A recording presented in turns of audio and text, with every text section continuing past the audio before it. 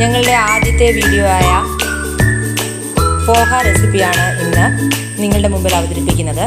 ഇതിനായിട്ട് പോഹ കുതിർത്തത്, നാരങ്ങ, സവാള, ടൊമാറ്റോ എന്നിവ സ്ലൈസ് ചെയ്തത്, ഗ്രീൻ ചില്ലി സ്ലൈസ് ചെയ്തത്, കടുക്, ജീരകം എന്നിവയാണ് ഇൻഗ്രീഡിയൻസ് വേണ്ടത്. ആദ്യമായിട്ട് എണ്ണ ചൂടാക്കി കടുക് പൊട്ടിക്കുക, ജീരകം അതോടൊപ്പം തന്നെ പൊട്ടിക്കുക, സവാള വഴറ്റുക. അല്പം ഒരു ചുമന്ന കളറായതിനു ശേഷം തക്കാളിയും ഇട്ട് പച്ചമുളകും ഇട്ട് വഴറ്റിയെടുക്കുക. അത് വഴണ്ടതിന് ശേഷം പോഹ ഇട്ട് ഇളക്കി ടേസ്റ്റിനായി അല്പം ലെമൺ ജ്യൂസ് നമുക്ക് ഒഴിക്കാം. പീനട്ടും വറുത്ത് കോരിയിട്ട് പഞ്ചസാരയും ആഡ് ചെയ്ത് സെർവ് ചെയ്യാം.